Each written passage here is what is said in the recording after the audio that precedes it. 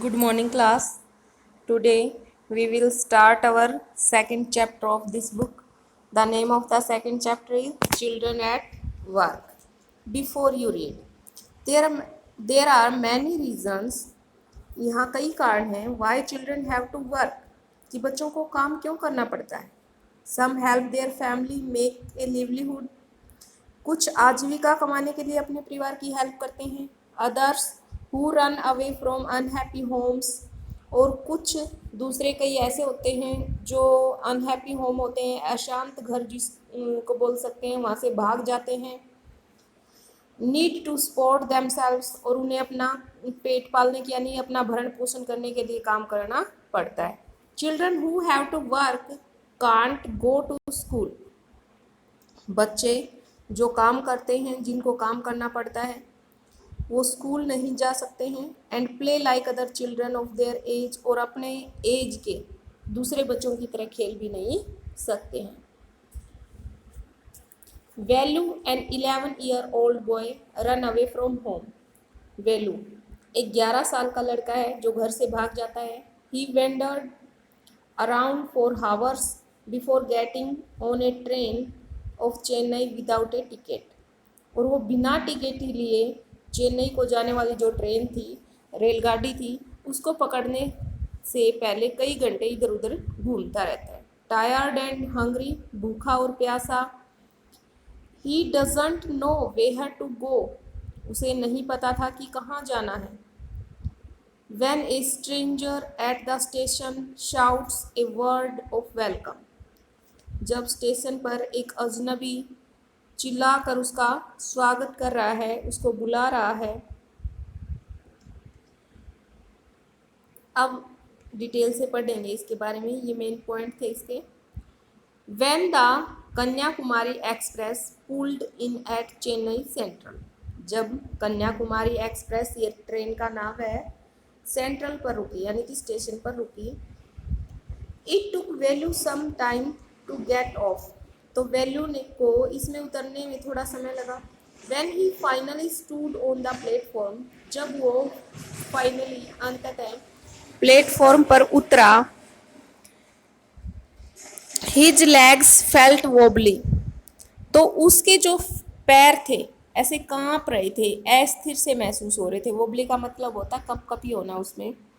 As if he was still on a moving train. जैसे कि अभी भी वो चलती हुई ट्रेन में ही है, ऐसा लग रहा था उसको.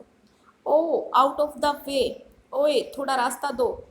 ए porter went by with a loaded trolley. Velu jumped aside.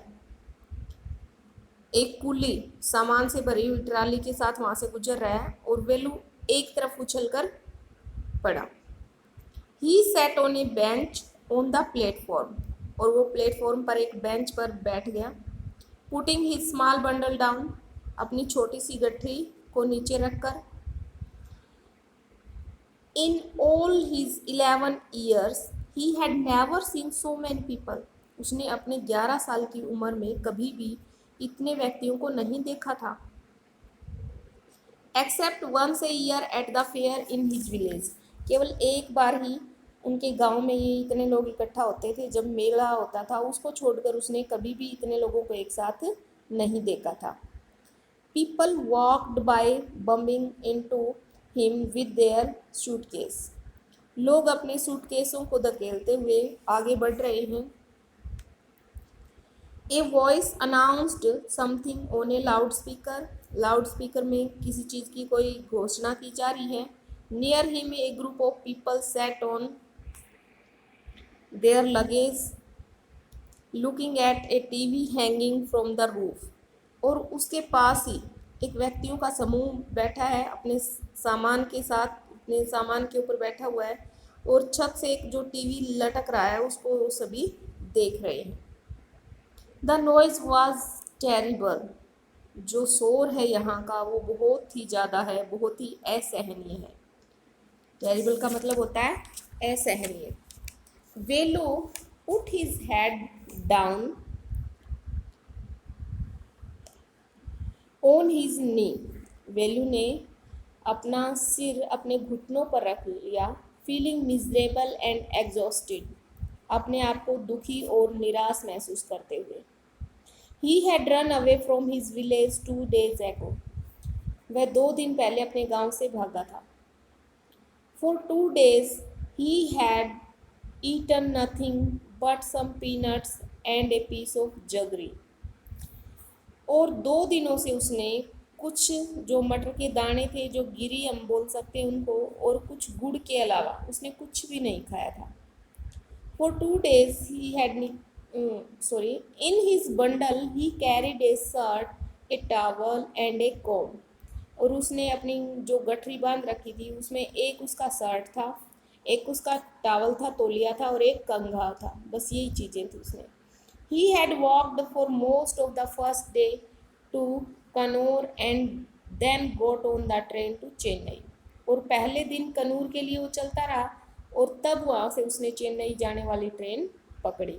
Value had no money for a ticket. Velu के पास टिकट के लिए पैसे नहीं थे। But luckily the ticket collector did not came to the unreserve compartment. परंतु सौभाग्य से जो अनरिजर्व कंपार्टमेंट था, अनारक्षित जो डिब्बा था, उसमें टिकट चेक करने वाला जो टिकट कलेक्टर है वो नहीं आया। He had tried to sleep on the floor near the door. उसने दरवाजे के पास जो फर्श था उस पर सोने की कोशिश की, ट्राई किया। A group of men next to him had played cards and shouted all night. लेकिन उसके पास ही जो एक लोगों का समूह था वो ताश खेल रहे थे और पूरी रात शोर मचा रहे थे।